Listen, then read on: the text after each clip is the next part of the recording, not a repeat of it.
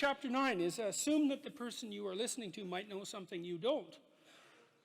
This is a chapter about conversation and about the different forms conversation takes. And it's a chapter about humility. And it's a chapter about listening. And the humility element is, it took me a long time to understand why there's religious injunctions supporting humility. But to even understand what the word really meant in that sort of technical sense. And it means something like this. It means what you don't know is more important than what you know.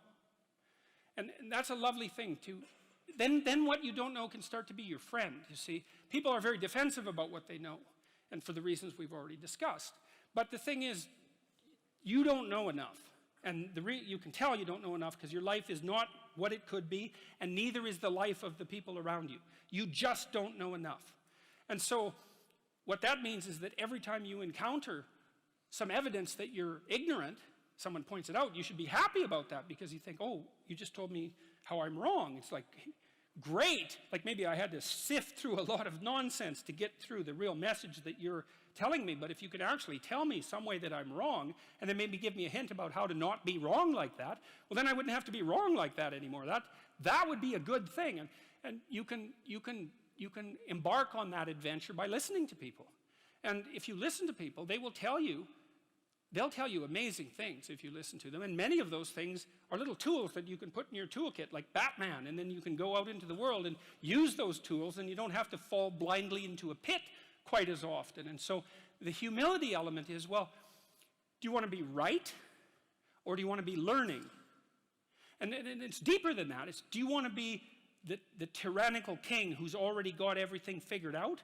Or do you want to be the continually transforming hero, or fool for that matter, who's getting better all the time?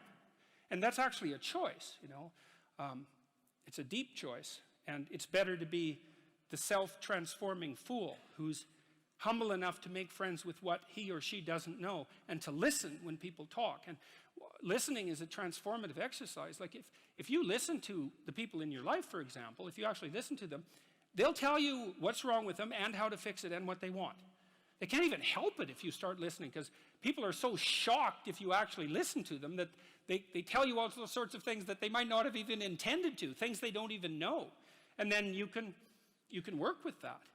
And so, and the other thing that's so interesting, you know, now and then you have a meaningful conversation, right? You have a good conversation with somebody, you walk away and you think, geez, you know what?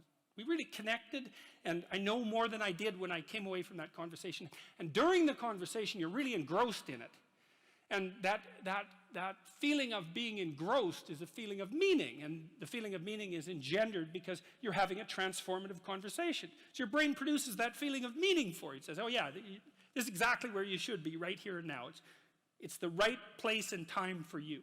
And that's a great place to occupy. And so a good conversation where people are listening has exactly that nature. And the reason it has that nature is because it is in fact transformative.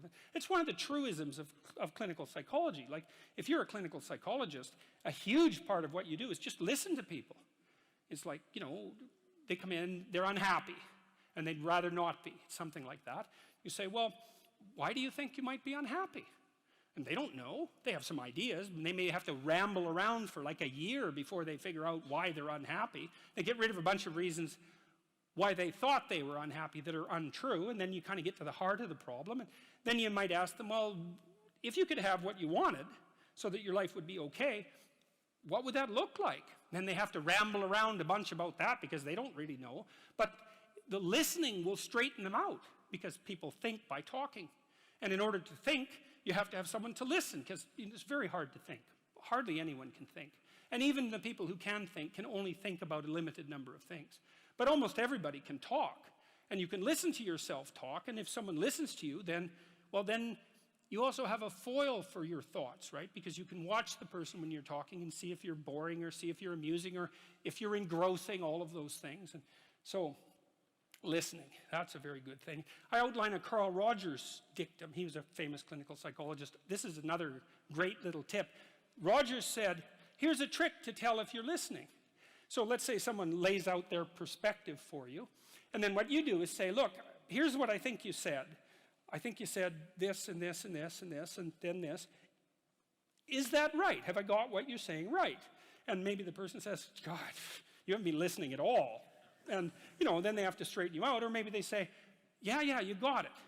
And then the nice thing about that is that you summarize their argument for them, which can be very helpful, and for you, but also you don't get to make the person into a straw man. So like if you're arguing with your wife, let's say, or your husband, big party is going to want to win. And that's stupid, because if you win, you get to be top lobster, but they get to be bottom lobster.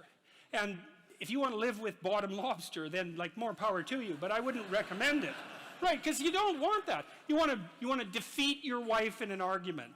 Oh, well, great. Like if she was going to disappear tomorrow, no problem. But like you're going to like live with defeated, miserable her for the next week? That's no good. So you listen and you think, okay, well, here's what I think you said, and maybe even make it a little stronger and more elaborated than was the case with the original utterance, so that you get the damn argument right. And because you don't want to win, you want to fix the problem. That's the winning.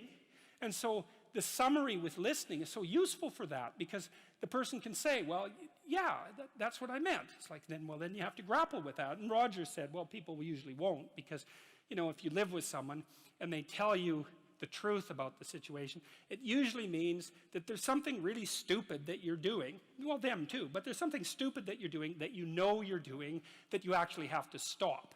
And, you know, that's difficult and unlikely, but well, if you don't stop, then you get to have the same damn problem every day or every week for the rest of your life. So it's probably better to undergo the misery of stopping it than the misery of continuing it. But that's the injunction to listen.